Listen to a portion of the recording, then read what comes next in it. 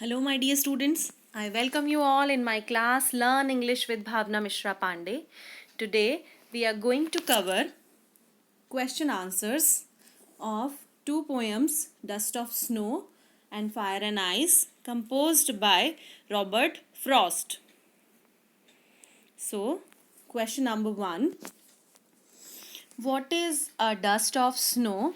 What does the poet say has changed his mood? How has the poet's mood changed? So the poet asks here, what is dust of snow? Dust of snow क्या है? What does the poet say? किस चीज़ के बारे में कहता है कि उसने उसका मूड चेंज कर दिया? How has the points mood changed? Point का मूड कैसे चेंज हो गया? The dust of snow means the fine particles of snow. Dust of snow का मतलब क्या है? स्नो के particles. The falling of snow on the point has changed his mood. जब वो स्नो के पार्टिकल्स जब पॉइंट के ऊपर गिरते हैं तो उसका मूड चेंज हो जाता है. The soft and cold touch of snow changed his mood from sad to happy.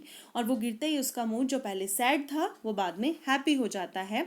Now he feels revived and obliged to the beauty of nature. So when he feels sad after falling all these particles of snow on his body, he feels the beauty of nature and his mood revived. जो उसका mood खराब था वो change हो जाता है. Let's have a look on question number 2. How does Frost present nature in this poem? तो nature को कैसे प्रेजेंट करता है पोएम में, इस पोएम में Frost. So Robert Frost presents nature in a very different way in the poem. Generally, poet takes bird and trees which are known for their beauty and good qualities like peacock, parrot and trees full of beautiful flowers and fruits as the subject or themes of their poems. Generally क्या होता है कि जो poets हैं वो अपनी theme में क्या करते हैं, ब्यूटी को रिप्रेजेंट करते हैं, ब्यूटी को एक थीम के रूप में, एक सब्जेक्ट के रूप में लेते हैं अपनी पोएम्स में. ठीक है. क्वालिटी लाइक पिकॉक की जो क्वालिटीज़ होंगी, पैरट की जो क्वालिटीज़ होंगी, या ट्रीज़ की जो भी ब्यूटी होगी, नेचर की जो ब्यूटी होगी, उनको ज़्यादा से ज़्यादा दिखाने की कोशिश करते हैं. But here Frost has chosen a crow. लेकिन यहाँ पे उसने क्या किया है, फ्रॉस्ट ने क्या किया है, उसने एक क्रो को चूज़ किया है. वाई? A bird. और जो बर्ड है वो कैसा है, black in colour, which has a harsh voice. और इसकी वॉइस कैसी है, बहुत ही harsh. Which nobody likes, जिसको कोई पसंद नहीं करता. And believe to be a bad omen. और वो क्या है, एक बैड ओमेन, यानी कि अपशगुन माना जाता है. So the poet has chose crow as for the theme of this poem, and the poet wants to convey to the readers that after every sorrowful moment, तो पोएट क्या बताना चाहता है कि हर किसी सॉरोफुल मोमेंट के बाद एक joyful moment waits for us. एक अच्छी चीज़ हमारे लिए वेट करती है. The crow and hemlock tree represents in this poem, the poet is using two things, crow and hemlock tree. Crow is a black colored bird which has harsh voice and hemlock is a poisonous tree nobody likes. तो ये दोनों क्या present करते हैं, sorrow and depression, निराशा, दुख, felt by him in this materialistic world. इस materialistic world में जो जो उसने फील किया, पॉइंट उसके बारे में बता रहा है. ऑन द अदर हैंड, और दूसरी तरफ, dust of snow is a symbol of natural Joy. तो दो बिल्कुल कॉन्ट्रास्टिंग थिंग्स उसने बताई हैं. एक तो पॉइजनस ट्री और क्रो, और दूसरी beauty of nature by dust of snow. वो उसको क्या देता है, जॉय देता है एंड एनर्जी देता है. It means after passing through sad and depressing moments, जब भी हमारी लाइफ में कोई भी सैड एंड डिप्रेसिंग मोमेंट्स आते हैं, क्या होता है, the poet is entering into a phase full of Joy and optimism. और उस ब्लैक क्रो की वजह से और उस हैमलॉक ट्री की वजह से वो क्या करता है, अपनी लाइफ के एक जॉयफुल फेज में एंटर करता है, ऑप्टिमिज्म में एंटर करता है. So the poet is happy. जब ये दोनों चीज़ें होती हैं, मीन्स उसके ऊपर जब वो फाइन पार्टिकल्स ऑफ स्नो गिरते हैं due to that hemlock tree and that crow. Now question number 3 is, what aspect of nature do the crow and the hemlock represent? क्या नेचर का ऐसा कौन सा पहलू है जो क्रो एंड हेमलॉक प्रेजेंट कर रहे हैं यहाँ पे. तो you know very well, this crow is black, harsh voiced bird. कैसा है क्रो? ब्लैक कलर का, जिसकी वॉइस हार्श है, कर्कश है, nobody likes that voice. And hemlock is a tree with poisonous fruit, जिसमें poisonous fruit लगते हैं. both are ugly and not beautiful. they represent, किस चीज को represent कर रहे हैं? dark, depressive, sorrowful and bitter side of nature. जो भी हमारी लाइफ के जो डार्क साइड्स हैं, निराशा से भरी हुई चीजें हैं, दुख से भरी हुई चीजें हैं, जो कड़वी साइड है नेचर की, उसको represent कर रहे हैं. let's see question number 4. so question number 4 is justify the role of crow in the poem dust of snow in changing the poet's mood. poet का mood change करने में crow का क्या रोल है? the way snow dust was shaken off by crow changed the poet's mood. जैसे ही poet वहाँ पे बैठा था उस हेमलॉक ट्री के नीचे, तो क्रो ने आकर के वो पेड़ को हिलाया एंड वो स्नो उसके ऊपर पड़ी and his mood was changed. उसका मूड चेंज हो गया. Perhaps it gave the point inspiration. इसने पॉइंट को क्या इंस्पिरेशन दी, क्या प्रेरणा दी? To take life in a positive way, कि वो लाइफ को किस तरह से ले? एक पॉजिटिव वे में. Shake of his depressive thought and revive his cheerful mood. और इन सब चीज़ों ने उसका जो डिप्रेसिव मूड था उसको चेंज कर दिया और हैप्पी मूड में वो बदल गया.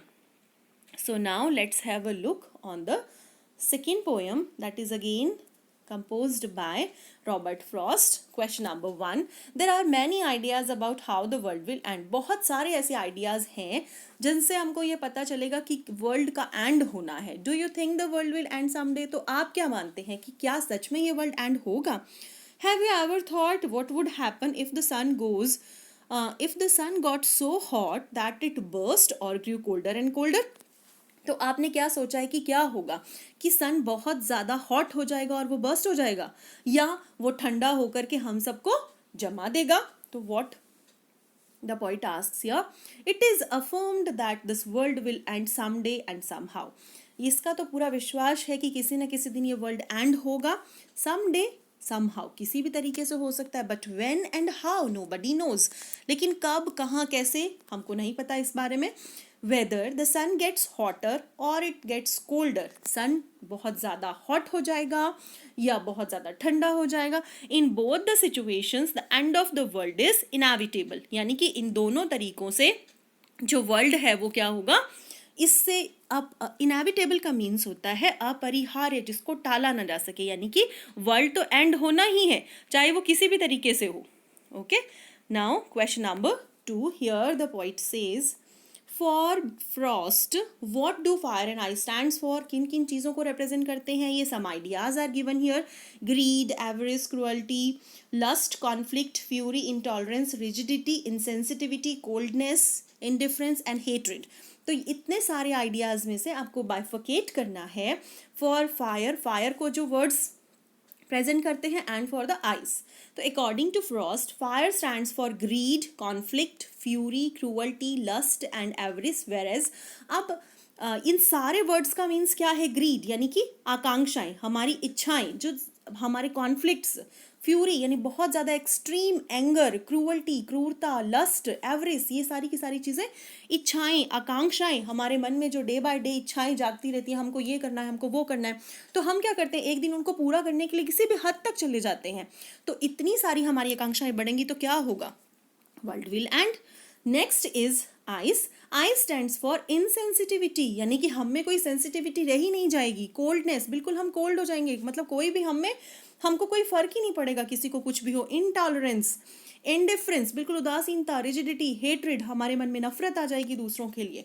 तो जब ये सारी चीज़ें हो जाएंगी तो वर्ल्ड विल एंड. तो these words represent, some words represent this fire and ice bifurcated here.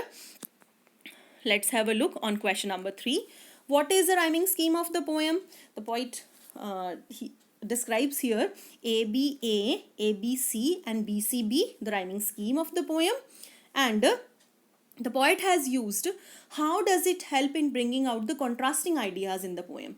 I think you have, when you have read the poem, the title of the poem is completely contrasting. One is fire, that is hot, and one is ice, that is cold. So the contrasting ideas का means है विरोधाभासी, opposite you can say. So the poet has used rhyming beautifully to bring out contrasting ideas in the poem.